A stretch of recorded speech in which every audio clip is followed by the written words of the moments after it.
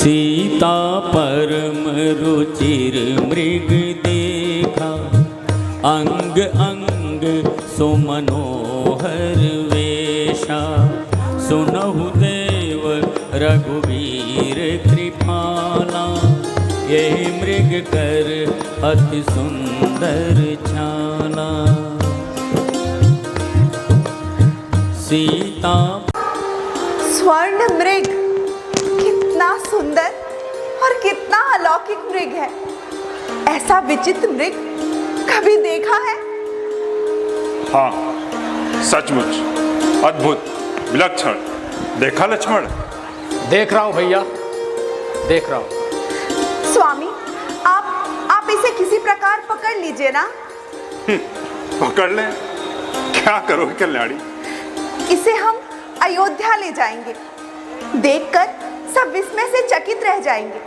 इसके पैरों में घुंघरू बांध दूंगी। जब ये महल में छम छम करके चलेगा तो माताएं कितनी प्रसन्न होंगी।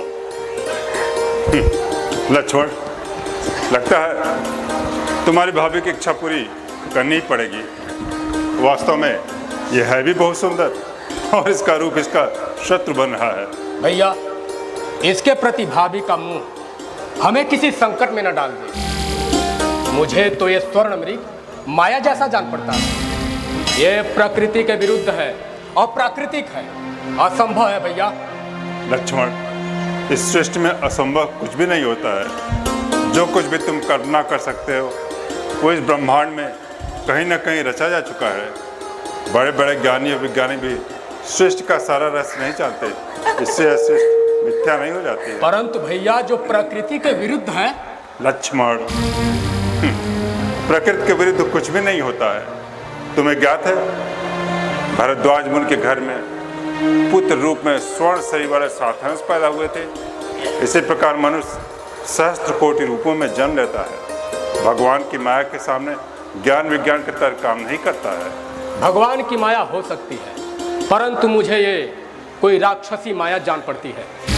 आपको याद है भैया, एक बार दंडक वन में बहुत सारे राक्षस इसी प्रकार मृग बनकर आए थे।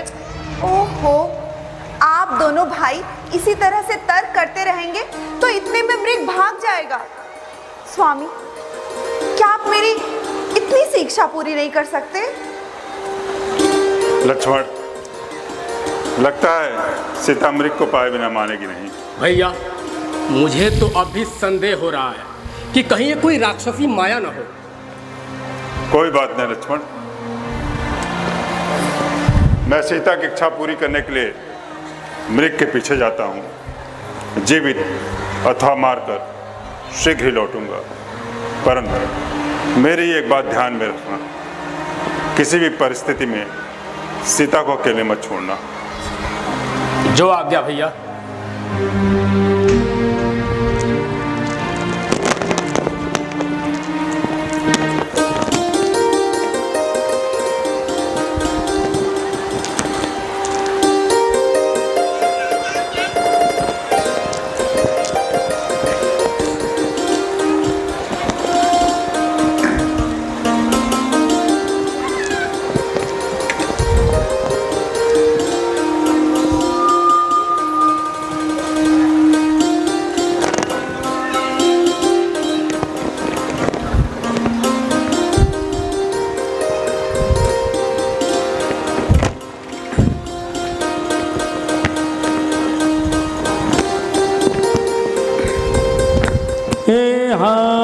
मृग बिलों की कट पर कर बांधा, कर तल जाप रुचिर सरसादा।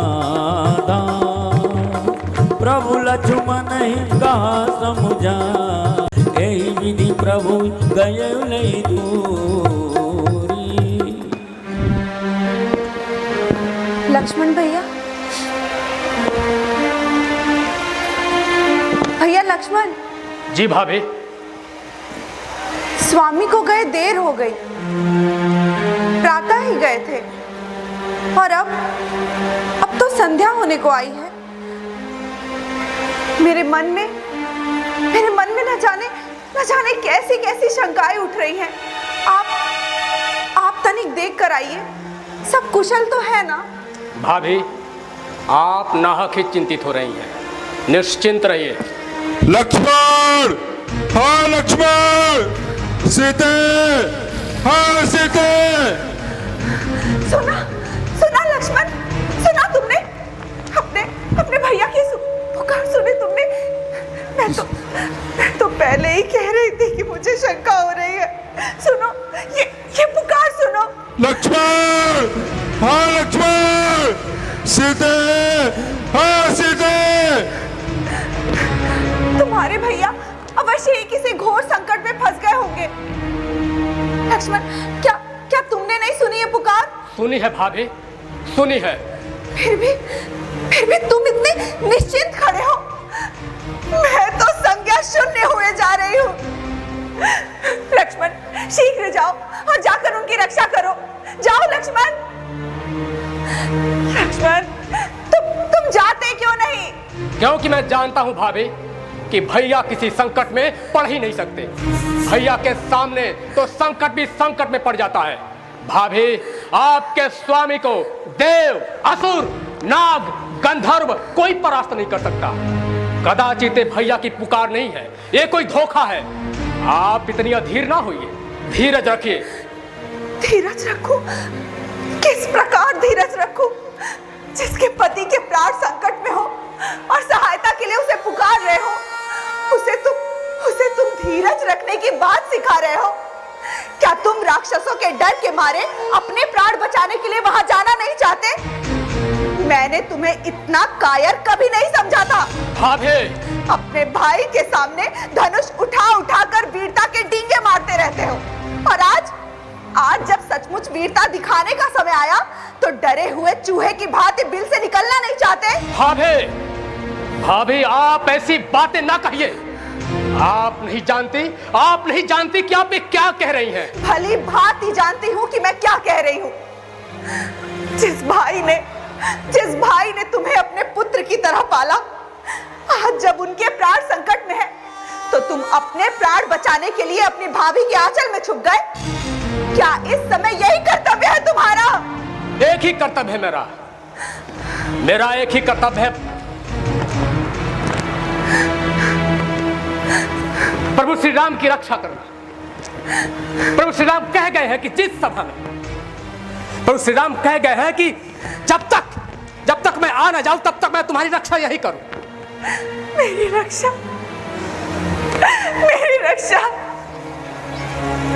जिसके लिए मैं सारा संसार त्याग कर इस वन में रहने आई, जिसके बिना मैं एक क्षण भी जीवित नहीं रह सकती, आज जब उनके प्राण संकट में है तो मेरी रक्षा का क्या लाभ?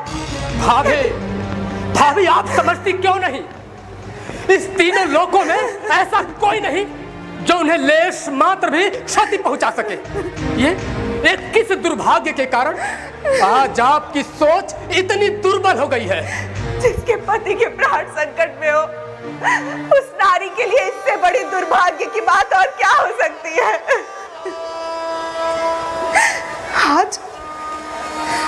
आज तुम हर चरम पर उतर आए हो। जिद्दी तो तुम सदा से ही थे, लेकिन अपनी कायरता के कारण मेरी अवज्ञा करोगे इसकी मुझे आशा न थी। भाभी, आप मुझे कायर मत कहिए।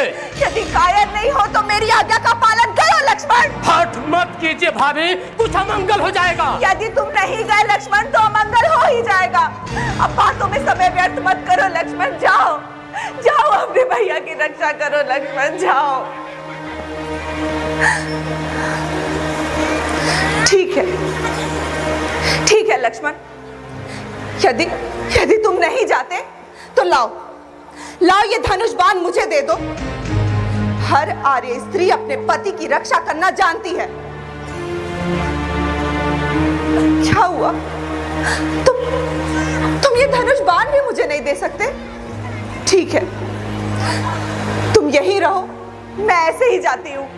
ठहरिए भाभी, आप मुझे इतना विवश मत कीजिए।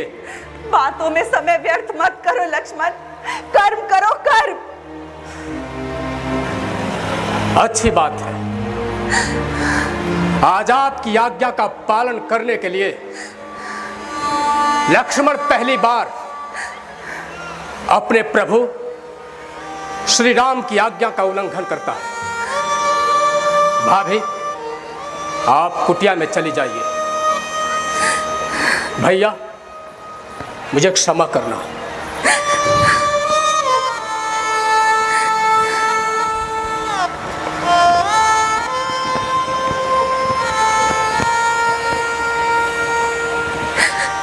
मर्म वचन जब सीता बोला, हरि प्रेरित लक्ष्मण मन डोला। मर्म वचन जब सीता बोला, हरि प्रेरित लक्ष्मण मन डोला।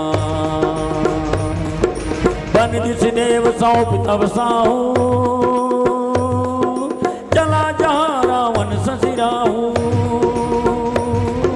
बन दिस देव सौंप सब ताहू, चले जहाँ रावण ससिराहू। चले जहाँ रावण ससिराहू, चले जहाँ रावण ससिराहू। भाभी, मैंने गुरु की दी हुई शक्तियों से एक अदृश्य रेखा खींच दी है। इसके अंदर जो भी जाने का साहस करेगा वो जलकर भस्म हो जाएगा। चाहे कुछ भी हो जाए, किसी भी दशा में आप इस रेखा को पार मत कीजिएगा। मुझे आज्ञा दीजिए।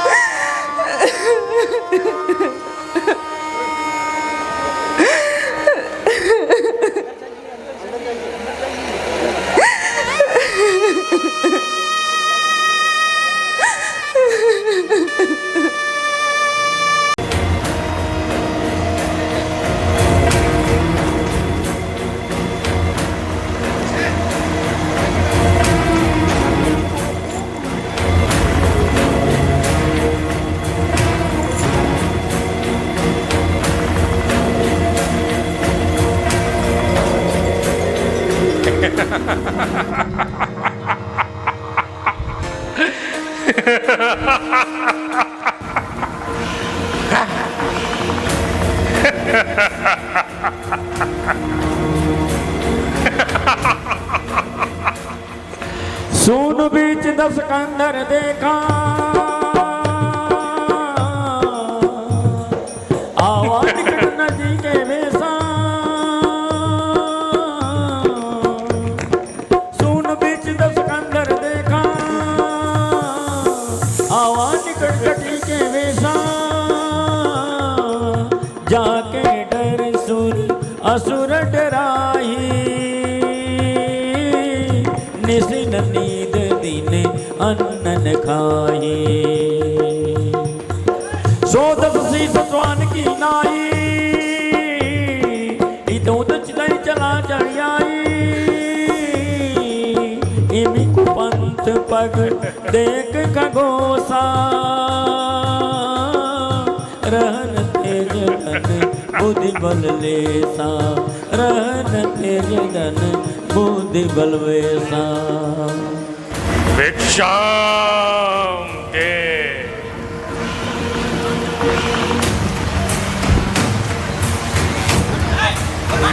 भिक्षाम दे।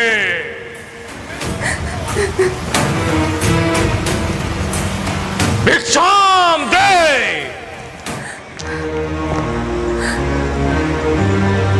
प्रणाम महात्मा।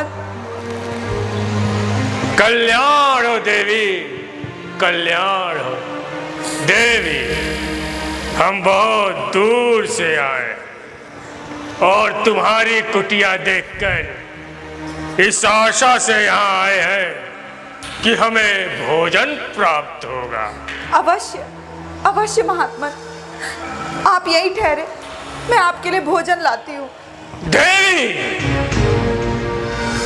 हम यात्रा से क्लांत हैं, हमें विश्राम की भी आवश्यकता है। क्षमा करें मुनिवर, इस समय मेरे पति कुटिया में नहीं है, इसलिए मैं आपका स्वागत नहीं कर सकती। परंतु आप कृपया करके वहीं ठहरे, मैं आपके लिए भोजन लेकर आती हूँ।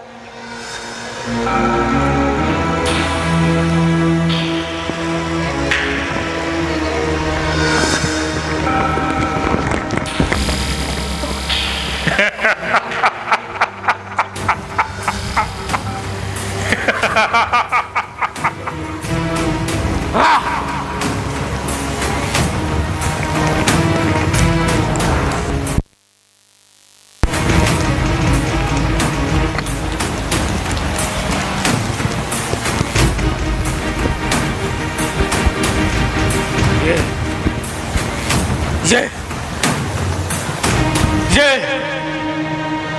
कौन सी अदृश्य शक्ति है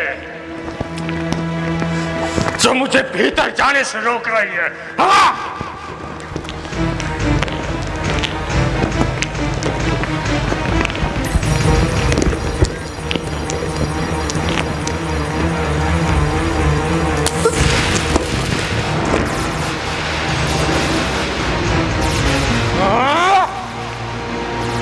ये कौन सी शक्ति है जो रावण को रोक रही है?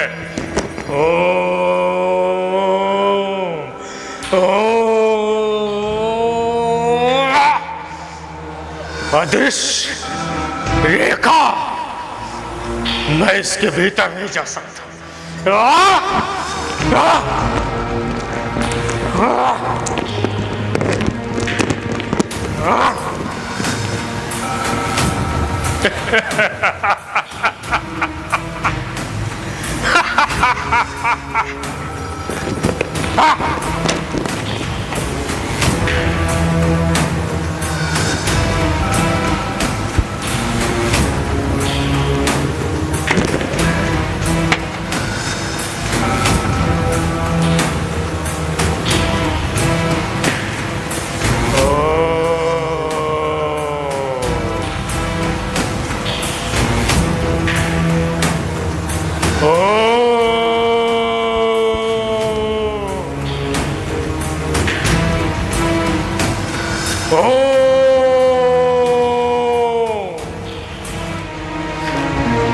मुनिराज, मुनिराज, मैं आपके लिए भोजन लाई हूँ, ले लीजिए।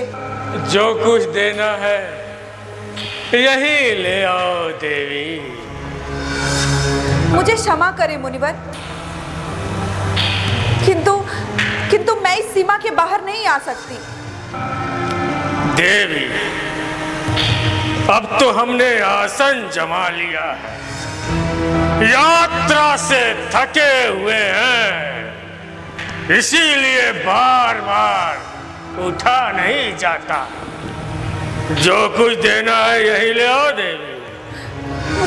मुझे क्षमा करें मुनिवर, कृपया आपको ही कष्ट करना होगा। देवी, तुमको यार कन्या नहीं लगती, द्वार पर आया अतिथि भगवान का रूप होता है और तुम हमारा तिरस्कार कर रही हो। नहीं मुनिवर, मेरे वहां न आने का कारण आपका तिरस्कार करना नहीं है।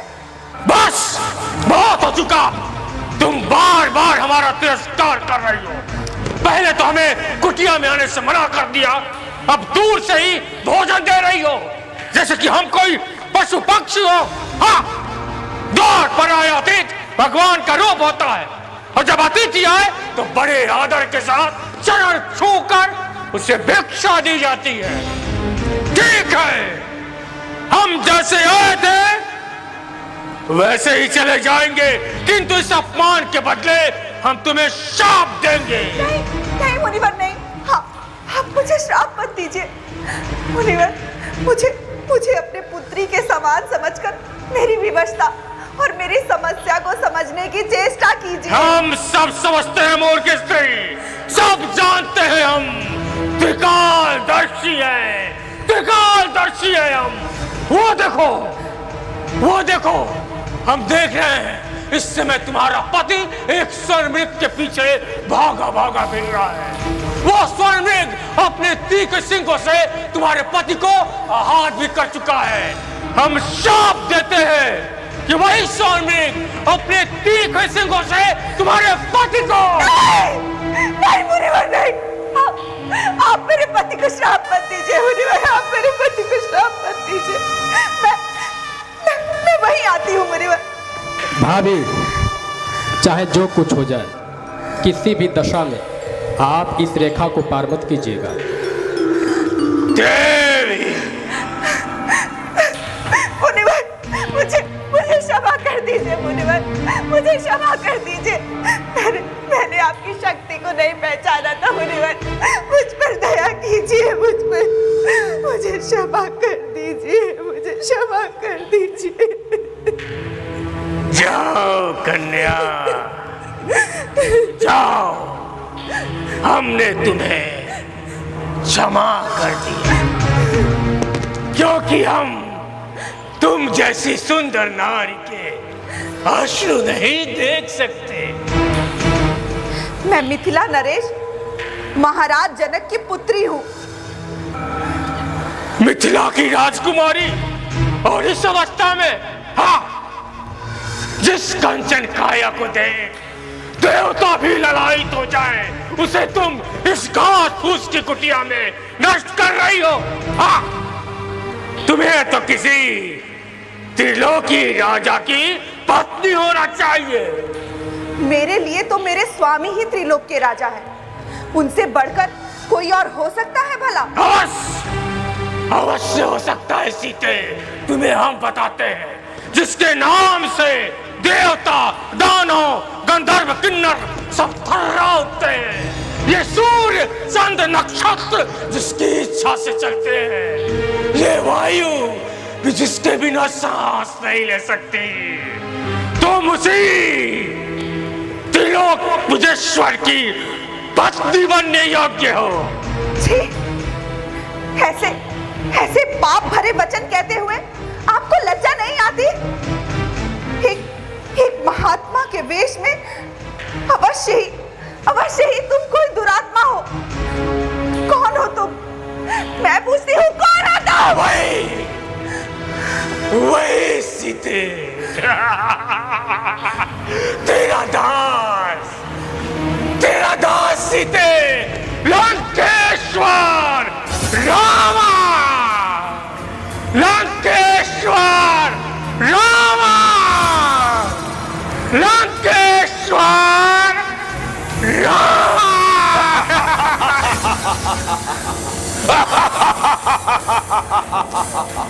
लंकेश्वर रावण, सीते, आज से तुम्हारा भाग्योदय हो गया है।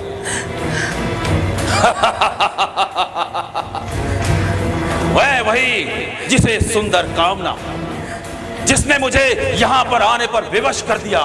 सीते, आज से तेरा भाग्योदय हो गया है। कल से 5 स्त्रियां तुम्हारी पटरानी की तरह सेवा करेंगी। धूर्त, तुमने ये कैसे सोच लिया कि तुम अपने वैभव का बखान करोगे और सीता तुम्हारे साथ चल देगी? एक गीदड़ होकर सिंगिनी की कामना करते हो। तुम मेरे स्वामी को नहीं जानते, वो तुम्हें तुम्हारी लंका समेत जलाकर भस्म कर देंगे। सीते, तुम जिन मानवों की बात कर रही हो ना, वो इस धरती पर रेंगने वाले पशु मात्र हैं। हम जिन राक्षसों के राजा हैं, वो इन मानवों को कंदमूल की तरह अपना आहार समझते हैं। उन्हें अपने अभी तक रावण की शक्ति को नहीं जाना है। सीते, एक पवित्र पतिव्रता स्त्री के ऊपर ऐसी कुदृष्टि डालने की मूर्खता किसी ने नहीं की होगी। इसका परिणाम जानते हो तुम? तुम्हारा ही नहीं, तुम्हारे सारे कुल का नाश हो जाएगा। हट जाओ मेरे सामने से।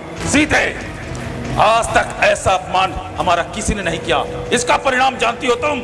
जानती हूँ रावण, तुम मेरे स्वामी को नहीं जानते। वो तुम्हें तुम्हारी लंका समेत जलाकर भस्म कर देंगे। हट जाओ मेरे सामने से, मैं कहती हूँ हट जाओ।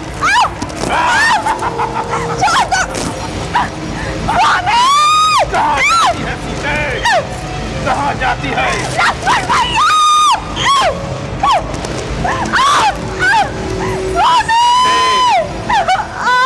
स्त्री एक बार प्रतिज्ञा की सीमा को लांघ जाए तो उसका वापस जाना असंभव हो जाता है। आज तुझे लंकेश्वर के हाथों कोई नहीं बचा सकता सीते। चल चल मेरे साथ, पुकार ले, कोई नहीं आएगा तुझे बचाने। चल चल। राम बोलो राम, बोलो जय श्री राम, बोलो जय श्री राम, बोलो तो राम, बोलो राम, बोलो राम, बोलो राम, बोलो जय श्री। माननीय श्री पवन केडिया जी का आगमन हुआ है। ये तो ग्राम सभा खोखा की धरती पर